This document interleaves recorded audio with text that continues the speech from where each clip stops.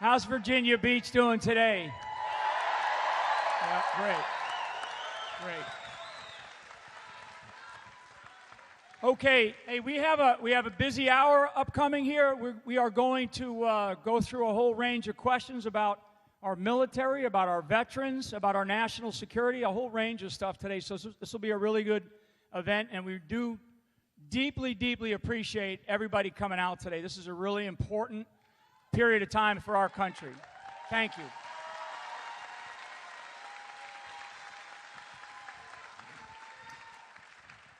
Okay, I know that there's a whole bunch of groups here. One I do want to recognize are the military spouses that are here today. If you could just sound off. Yeah, exactly. Thank you so much for your service, your sacrifice, and all that you do. Thank you so much.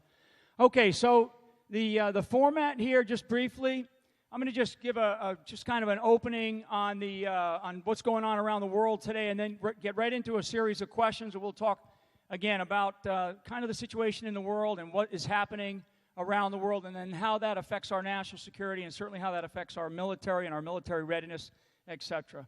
I think everybody knows that the world is in one of the most complex states that it has ever been in. When we think about what's going on in China and the South China Sea, we've got North Korea, and North Korea moving towards a nuclear program. We have Russia pushing on the frontier of East Europe. We have the Middle East, North Africa, Central Asia is just an utter disaster. Actually, I can't describe it any other way than it's just a complete mess. And we are facing probably one of the most complex times that our nation has ever faced. So one of the things that I want to do is I want to talk first about our veterans. And I want to jump right in before we get into some of the situation with ISIS and China and all these other things. I want to talk and ask the next president of the United States here, Donald Trump, who's just exactly.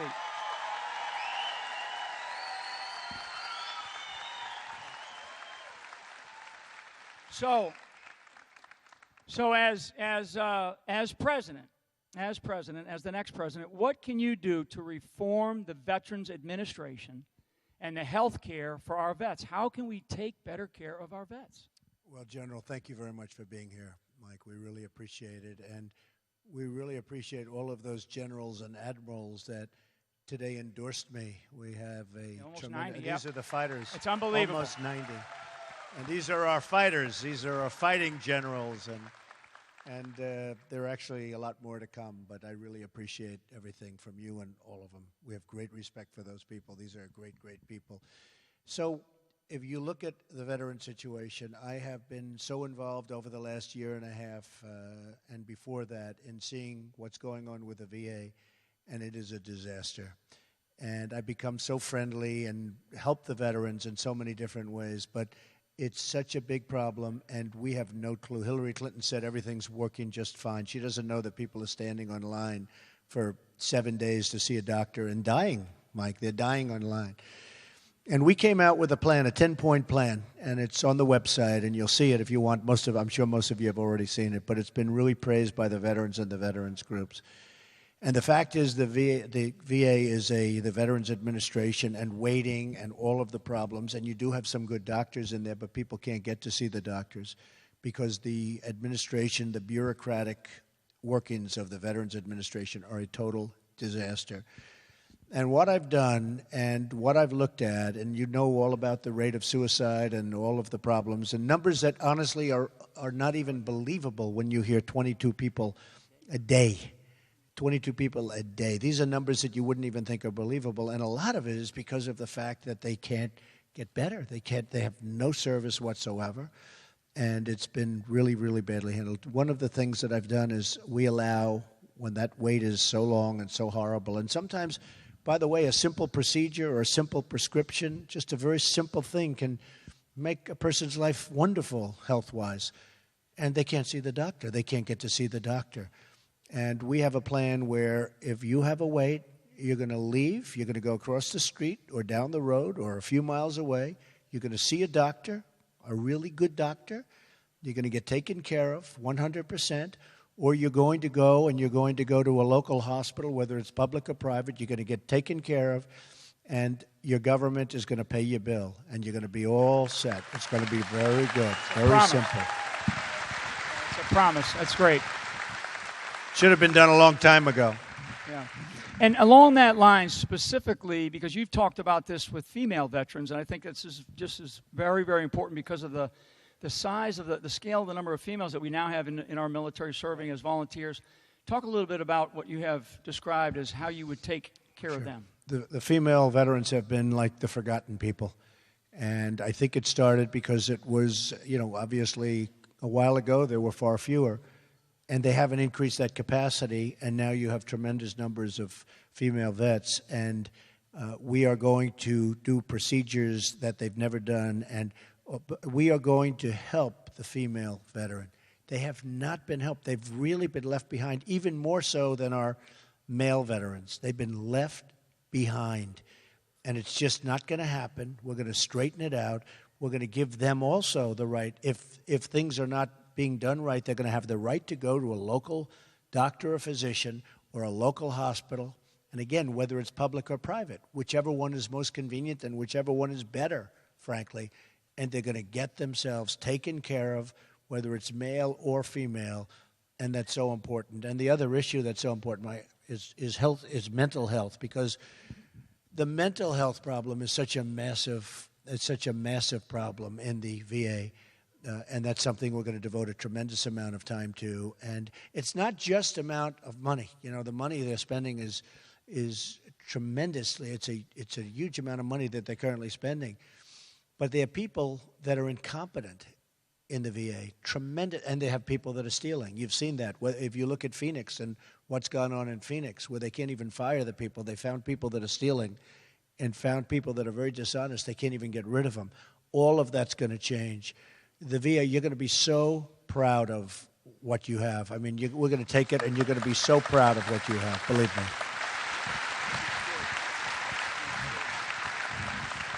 Yeah, and just to highlight, one of the things that you have talked about is accountability of the people that are serving our veterans in the Veterans Administration and the Veterans Administration system, the whole system. And I think for all of us, accountability is probably something, not just in the Veterans Administration, but in government as a whole. Okay, so we're going to switch topics a little bit, and we're going to talk about some of the refugee policies now that we see bubbling underneath us here, coming into this country, some of the challenges that we face. What do you think of Hillary Clinton's current refugee policies, and how do they differ from your own? Look, she's a disaster in so many different ways, folks. Disaster.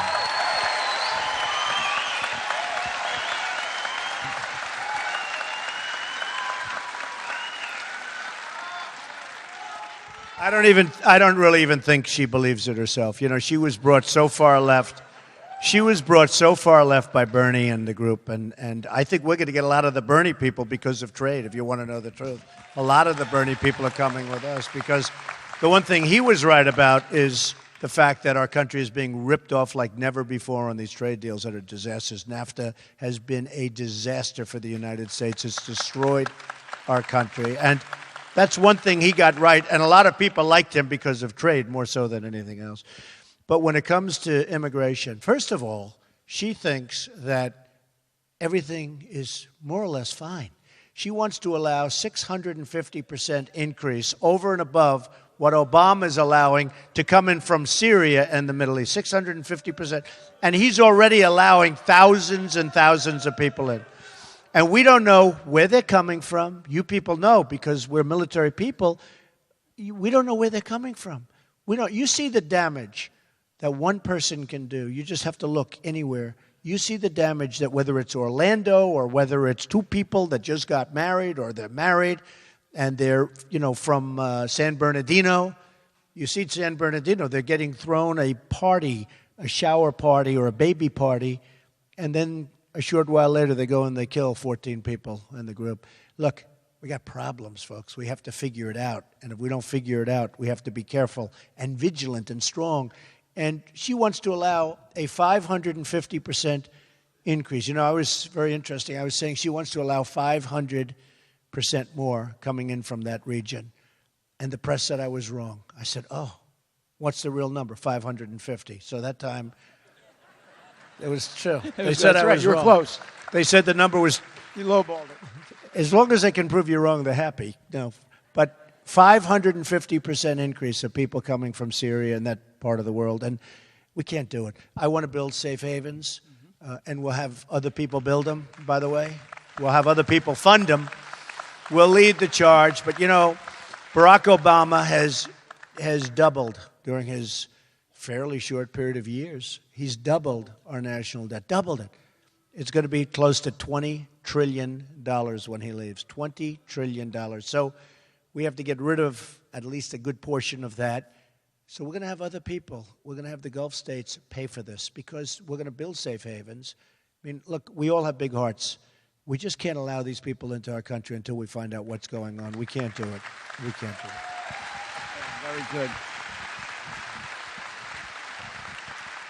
And I think that also, as you have said, that they also impact our healthcare system. They impact all the other costs. So it's very, very important. By the way, you have illegal immigrants. I hate to say this in this room because you have a lot of vets in the room, but you have illegal immigrants that she wants and he wants treated better than veterans. You have these people are treated better than people that are in this room. You know it. Yeah. They are treated better than veterans. And let me tell you, folks, they got their priorities mixed up. That's going to change so fast, okay? It's going to change. Yeah. Good. General, we have a couple of people, by the way, Mayor Rudy Giuliani of New York, who, what a great mayor. Stand up. Stand up, Rudy.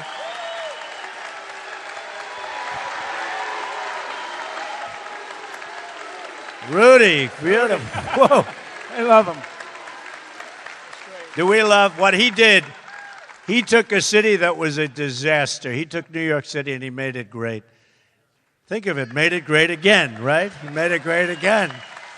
So, Rudy, great to see you.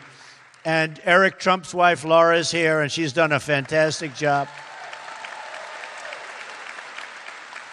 Laura's been working very hard, in particular in North Carolina, but helping also with Virginia. We have some people in Virginia, Mike Rubino and the group. They've been amazing, and hopefully we can get everybody registered because we have to win. Virginia is a very important state. We have to win Virginia. Thank you. Okay, so speaking of disasters, the Iran nuclear deal. And Iran has, we're talking about putting nukes into the hands of an Ayatollah that says death to America, death to Israel, and they continue to fire ballistic missiles all the time in violation of this deal. But Iran has engaged in growing hostilities, has increasingly shown it continues to have nuclear ambitions. Right. And as president, what are you going to do about Iran? First of all, if you look at the policies of Hillary Clinton and Barack Obama, they have created what will be a world power. Not, they're talking about a regional power. This is going to be a world power. They have become rich. They have become powerful.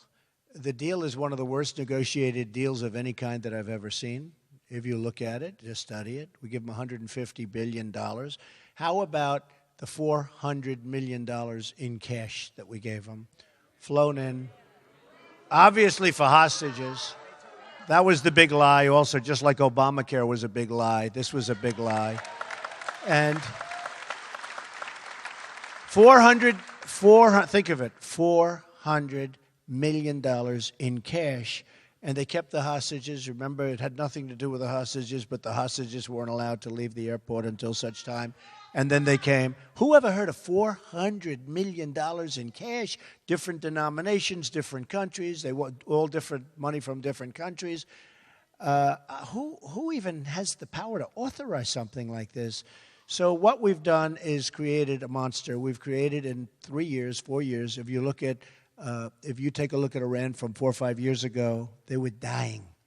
They had the sanctions. They were being choked to death, and they were absolutely dying. They weren't even going to be much of a threat. They didn't have anything going, and now they're a power. We've made them a power. Overnight, we've made them a power. Number one, they're highly threatening to the state of Israel. They are so bad for Israel. Obama has been so bad for Israel, but they are a great threat, and they're a threat to us. And they're going to have nuclear weapons, and this path, in my opinion, is going to be a quicker path to nuclear weapons. the deal is grossly incompetent. And then I don't know if you saw the other day, we have the little boats going out and they're making all sorts of horrible gestures. You know, they learned the gestures, I guess. They studied the United States and they gave those kind of gestures to our sailors and our captain on the boats. And, oh boy, I'll bet those guys wanted to blow him out of the water. I'll bet you. I'll bet you they wanted to blow him out. And so you see these four little boats circling, going around, you know, taunting. It's like they've been emboldened. Here we are. We made a deal that's such a great deal for them, and they now feel power. They feel power. Remember the sailors, the 10 sailors who were a little bit off? They were in the water. So instead of saying, hey, you're on our water, please, you know, go over there. They humiliated our country. They humiliated those 10 people. And the only reason we got them back, of course, you would have gotten them back very fast if I was president, that I can tell you. But the only reason we got them back was the payment the following day was due. A lot of the money the following day was due. And stupid they're not. And they wanted to get that. But just think of what's gone on. Here we are. We made this deal. We made them a power. And we also happen to have given them Iraq. Because Iraq, you know, I always say Iraq and Iran were very similar militarily. And they'd fight, and then they'd rest. They'd fight. And then Saddam Hussein would do the gas, and somebody else would do something else, and they'd rest. We knocked out the one. And a lot of people don't realize that Iraq has some of the greatest oil reserves anywhere in the world. And so Iran is going to get whatever ISIS doesn't already have, and probably take that too, by the way. What we've done to create a major power through really stupid leaders, stupidity, is just shocking. It's one of the dumbest deals I've ever seen. John Kerry's a terrible negotiator, but but don't forget, this was a deal that crooked Hillary Clinton wanted. She wanted this deal. This was a very important deal, and she wanted that deal. And most people don't even get it. You know, normally you understand a deal, you say, yeah, I understand, we get this. We get nothing. We get nothing. This was a deal at the highest level of incompetence. The deal with Iran was at the highest level of incompetence. So we'll solve that problem if I get the chance, believe me. And if I get the chance, you'll be very happy. You'll be very happy. That's good. I mean, the leads. And just to remind people, just to remind everybody, Iran is still designated by the United States State Department as the leading state sponsor of terrorism, and we've put them on a path to a nuclear weapon. So pretty amazing what we've done. Staying in the same region, because this is something that all of us that have served in the armed forces over the last 15 years have been a part of, and that is fighting al-Qaeda in Iraq, now fighting ISIS. And ISIS continues to expand their operations. They have this caliphate that they've established in Syria and parts of Iraq, and they have launched attacks throughout the West. I think the latest count was somewhere between 22 and 25 countries that they have launched attacks in the last, probably 2 to 3 months. And that has resulted in somewhere between 7,000 to 10,000 casualties around the world. Just a stunning display of capability by ISIS. What is your response to ISIS? What do you believe we should be doing? Well, first of all, it wouldn't have started if we had proper leadership, because what happened, we shouldn't have been in Iraq, but we shouldn't have gotten out of Iraq the way we got out, where literally they announced we're going to leave by a certain date. I mean, the enemy couldn't even believe it. Actually, a lot of people thought it was a little bit of a deception, because they couldn't believe anybody would say it. It turned out to be true. And we should have left a small force, relatively small force. As much as I didn't want to be there, we should have left a small force. And really, ISIS just evolved out of all of the turmoil, all of the weakness, all of the stupidity of decisions from Hillary Clinton, from Barack Obama. And ISIS started off in a small area, and now I read the other day they're in 28 different states or nations. 28, think of it. So they're spreading rapidly. A report came out where They were told within the government that they want to try and minimize ISIS but the fact is they know it's actually gotten very much out of control. And we have to do something about, we can't allow the chopping off of heads, the drowning of people in steel cages, the viciousness, the violence. So we have to knock out ISIS. We have to knock them out good. And we have to get countries that are affected by ISIS. I mean, a lot of people say, as an example, Russia, you know, Hillary likes to play tough with Russia. Putin looks at her and he laughs, okay? He laughs. Putin looks at Hillary Clinton and he smiles. Boy, would he like to see her. That would be easy. Because just look at her decisions. Look how bad her decisions have been. Virtually every decision she's made has been a loser. But wouldn't it be nice, honestly? Because Russia doesn't like ISIS any better than we do. Wouldn't it be nice if we actually got along with Russia and you could knock them out together? Wouldn't that be a good thing? As opposed to, you know, tough talk.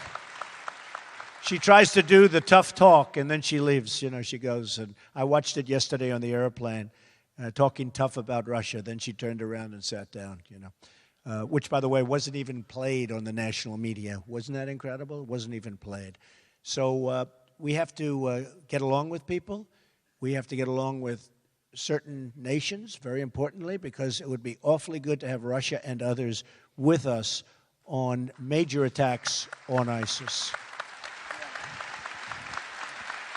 And to stay on ISIS a little bit, because this is I think this is an important topic, and it's certainly it's one of the national security threats that our country faces today. You have described at times different components of a strategy: military, cyber, financial, and ideological. Can you just expand on those four a little bit? Well, that's it. And, you know, cyber is becoming so big today. It's becoming something that a short number of years ago, wasn't even a word. And now the cyber is so big. And, you know, you look at what they're doing with the Internet, how they're recruiting people through the Internet. And part of it is the psychology, because so many people think they're winning. And, you know, there's a whole big thing. Even today's psychology, where CNN came out with a big poll. Their big poll came out today that Trump is winning. It's good psychology, you know. It's good psychology.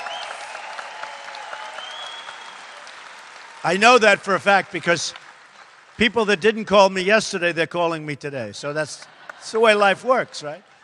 But I think we're doing very well, and I really thank the state of Virginia. So many different places have been so incredible, so I thank you very much.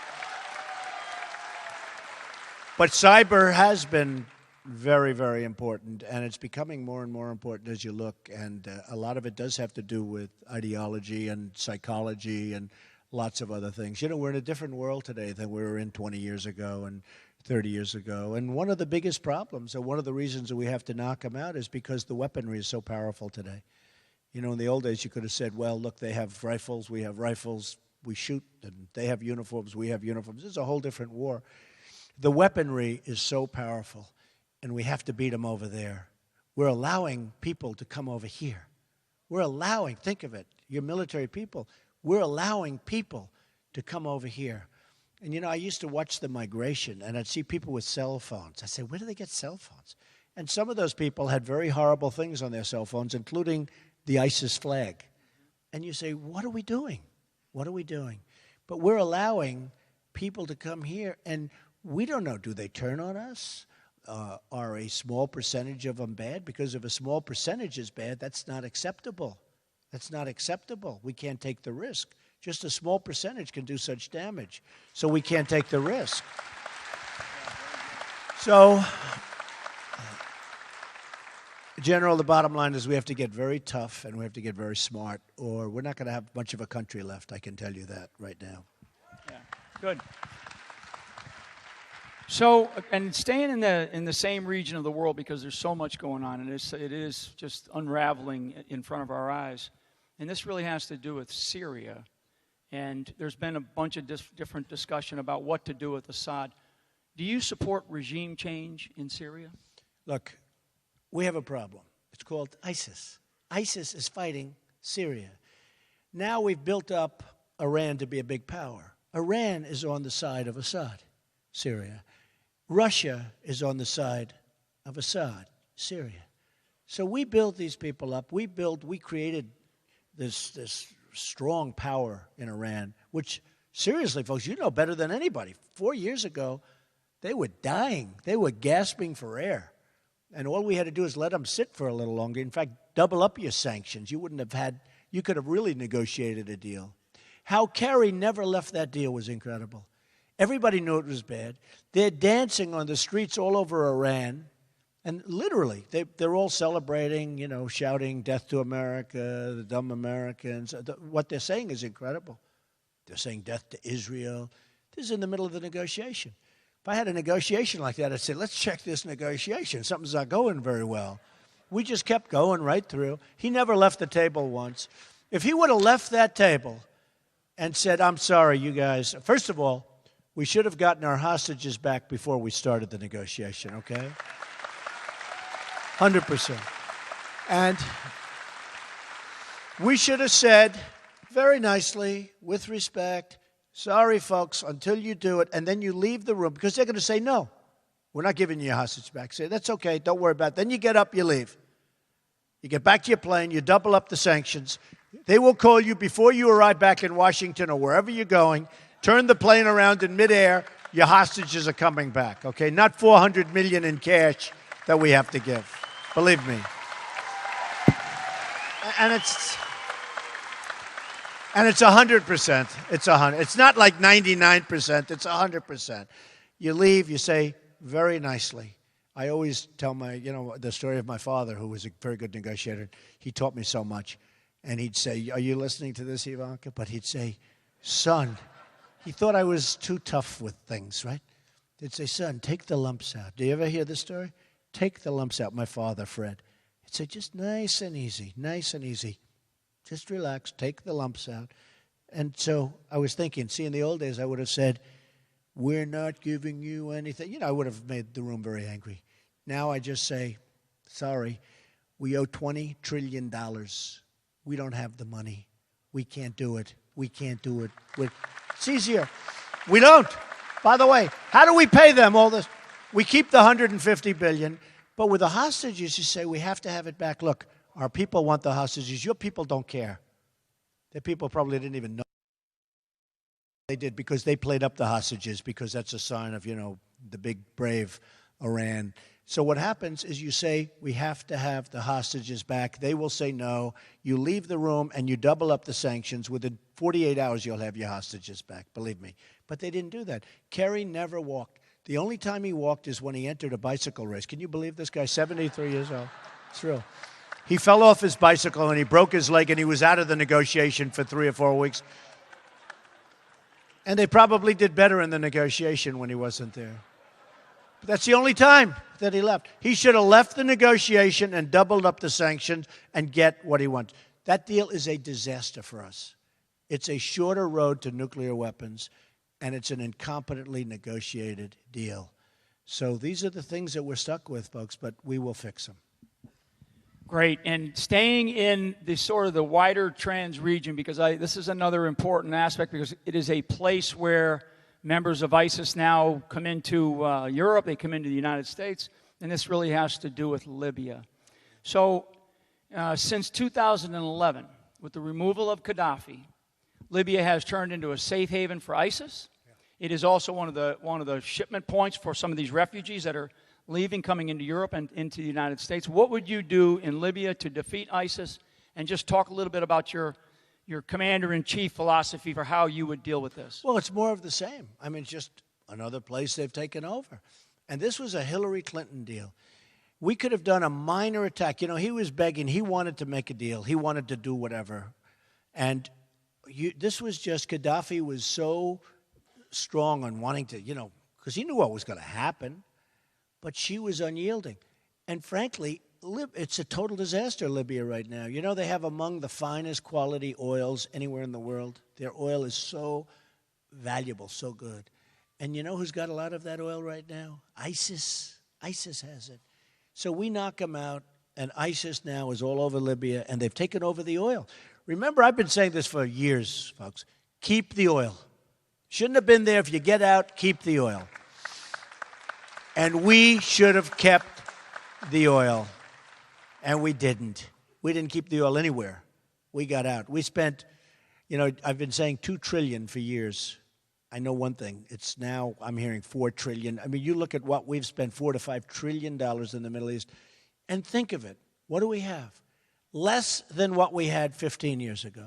It's a disaster.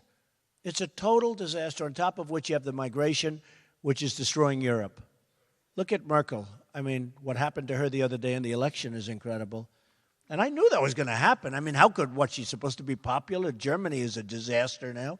France is a disaster. I have friends, they love, the City of Lights, right? I said to one of my friends the other day, so how is Paris this summer? He always goes to, he said, I don't go there anymore. He said, it's not the same place. It's that's not Paris anymore. We're destroying our planet. We're destroying what's going on. We're destroying ourselves. And you look at the election results from Merkel, they were so bad. And people were saying, I think she'll be okay. I don't think she'll be okay. I was saying 2 weeks ago, I said, why would she be okay? Millions of people go into Germany. The crime is unbelievable. The problems they're having is unbelievable. And Hillary Clinton wants to be the Merkel of the United States. Okay? I don't think so. I don't think it's going to happen. I'll tell you what, I don't think it's going to happen. I want to stay on this issue because this is important. We still have an awful lot of troops deployed in this, what I would describe as this perpetual state of conflict over in Iraq, in Syria, Afghanistan, and elsewhere. And I think Americans are they're weary of this endless war. So right now, specifically, we have about 5,000 troops in Iraq, and in some cases supporting the Kurds. I think through Hillary Clinton, Secretary Kerry, the Obama administration over the last 8 years, they really have not developed any kind of coherent strategy. What would you do as Commander-in-Chief? Well, first of all, as I predicted years ago, Iran is really controlling Iraq. And they're in there now, and we have just, they've wanted it for decades and decades and decades. They've wanted it, and we gave it to them. We gave it to them. Because you had two militaries that were equal. I was saying before, they fight, they rest. They fight, they move 10 feet this way, 10 feet this way, they go home and rest. We've handed it to them on a silver platter. When I say about the deal that we made for them or with them on the whole, the $150 billion deal, I always said that's one of the best deals I've ever seen. Not really. The best deal is we have given them Iraq with among the largest and finest oil reserves in the world. We've given that to Iran. We've handed it to them.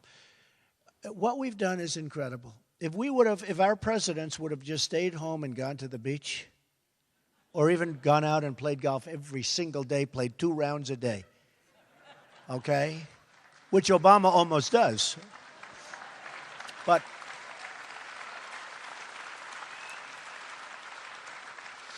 I think he's played golf is wonderful. I think he's played 300 rounds of golf or something like that, more than 300. That's more golf than many members on the PGA Tour. Okay? So, it's a very serious problem. But honestly, if they would have just done nothing, we would have been in much better shape. Forget about much better shape. It wouldn't even be close. The Middle East now is a total catastrophe between the migration and all of the problem and all of the death. And I'm talking death on both sides, folks. I'm talking death on both sides. Look at the people. They blow up a city and they say 2 people were wounded. All right? You know the real numbers, okay? The real numbers are astronomical. Astronomical. And we started this whole thing. And I'll tell you what, we are going to solve the ISIS problem, but we have to also get back and we have to solve it big league and strongly and swiftly. But we have to get back to rebuilding our country because our country is going to hell. Our infrastructure is a disaster.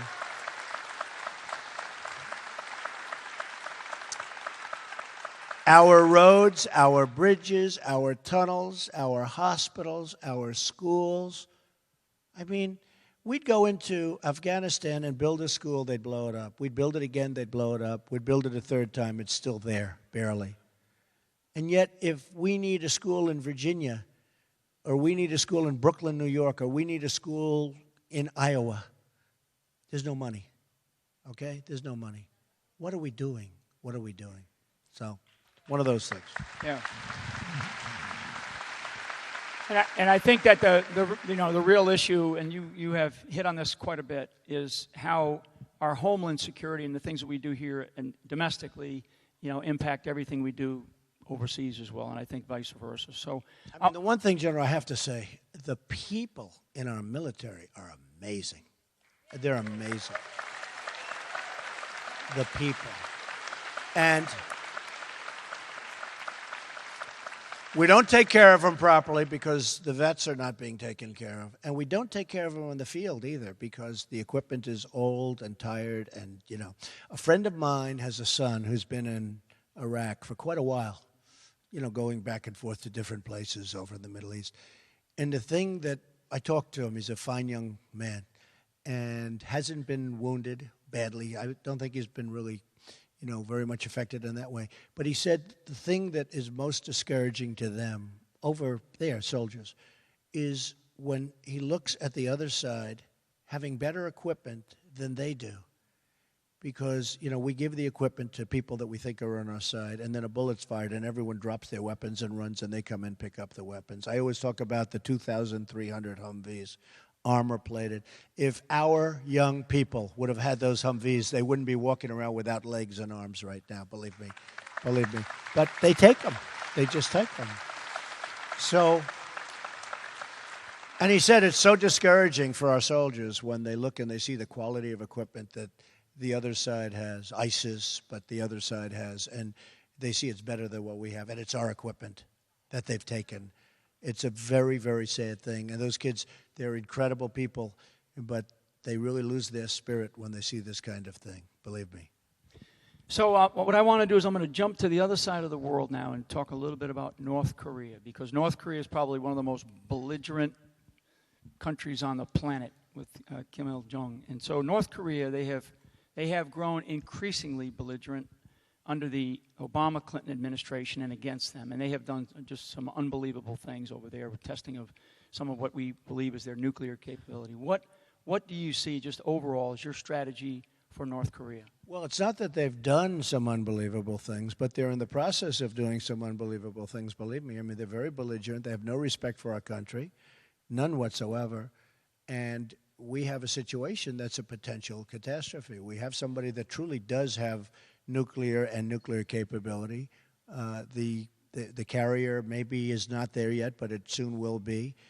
We have a man who is, he's took over 25 years old, I guess, or around then, and now it looks like he's getting more and more hostile. And what I would do very simply is say, China, this is your baby, this is your problem, you solve the problem. China can solve that problem. And remember this, that's a big problem. China has virtually total control over North Korea, but they say they don't because they want to tweak us. Look at our president. They wouldn't even give him stairs to come out of Air Force One. Okay? All right? And they probably say on that, gee, we couldn't get him there, When I saw that yesterday, did everybody see that? Where he couldn't get off the plane? So he had to get off on the kind that dropped down, but that's really meant for the crew. That's so that when they fix the plane, they go up on those stairs. The whole thing is just, it's insane. It's interesting with the president, because I saw that yesterday with the stairs. He went to Saudi Arabia, and the top people didn't greet him, right? He went to Cuba, and Castro, the brother, was not there to greet him. And I said to myself, if that happened, I'd land. I'd hear he's not there to pay respect to the country, not to him, to pay respect to our country. I would say, thank you very much, fellas. That's okay. Close it up. Boom. Let's go back to Washington. I would. Let's go back to Washington. And the scene on the airport tarmac yesterday where this young woman is fighting with these Chinese people, and they're saying, this is our country. This isn't your country. Wow. And just so you understand, we are very good to China. And I have great respect for China. I make a lot of money with China. China's great. I don't hold it against them. I hold it against our leaders for allowing this to happen with the trade and the trade deficits. The trade deficits are massive. $500 billion trade deficits. No, I hold it against our leaders. I respect China. I mean, our people should be doing that to them.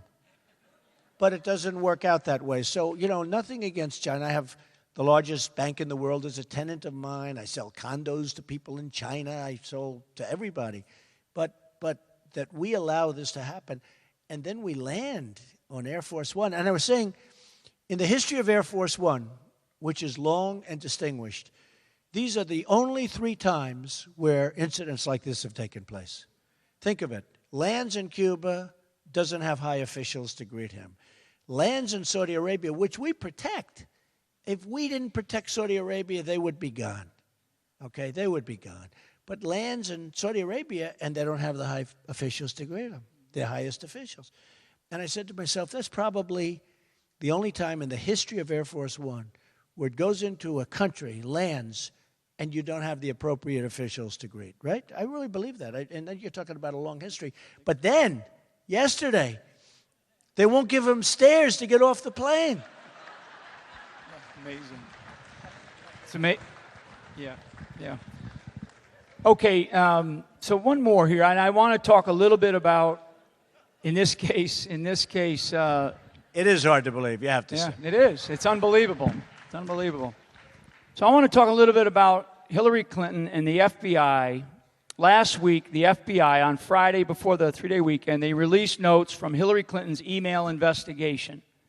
What do you think that these new revelations say about her qualifications to be Commander-in-Chief? It's such a long answer to that question. It could go on for days. 13 phones, iPhones, whatever they were, and just banging the heck out of them. How about the acid wash of the emails that didn't mean anything? How about the 33,000 missing emails that were acid washed? Okay, acid washed. And Rudy was telling me nobody does it because it's such an expensive process. Okay, 33,000. Now, these emails had to do with the wedding. I give that 5. The wedding. And the other thing, of course, was the yoga classes, right? Now, look, folks, this is serious. This is a very sad time, I'm telling you, for justice in this country. This is a very sad time. I've never seen anything like it. Yeah, it is. Never seen anything like it. I mean, go a step further. How about, I guess it was July 4th weekend. The interview takes place on July 4th weekend with no taping, no tape recorder, no nothing. And right on the weekend, when everyone's like away or not watching. And then the information that they wanted was released on Friday before Labor Day weekend, Friday afternoon. So everyone's away.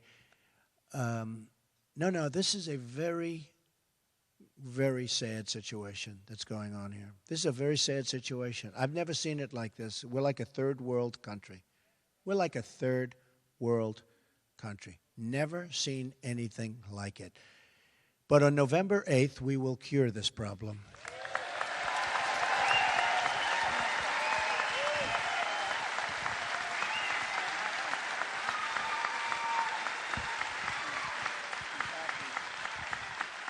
Okay, and finally, what I want to do is I want to finish on a bit of a high note for this great audience here from Virginia Beach, military veterans, spouses, citizens here of this local area. It's a great group of people. Talk a little bit about building our military. What would you do to rebuild the strength of our military? Okay, first of all, it's not like we have a choice, okay? Somebody said, oh, well, we don't have to spend. We're not going to have a country if we don't have. This is one of the most dangerous times that we've ever had. Some countries you look at what's going on with the weaponry being produced or bought by some countries, and it's unbelievable. And we're not keeping up. So this isn't like, oh, gee, well, let's invest it someplace else or let's do this or that. When we build weapons, we're also employing people. Remember that. So this isn't just a one-way street. We're employing a lot of people. And when we have fighter jets, I don't know if you saw the documentaries. About a month ago, there was a documentary on the fighter jets. They're so old that we can't get parts for them anymore. So they go to the plane graveyards and the museums where they have the planes in these museums. And they take parts off the planes in the museums.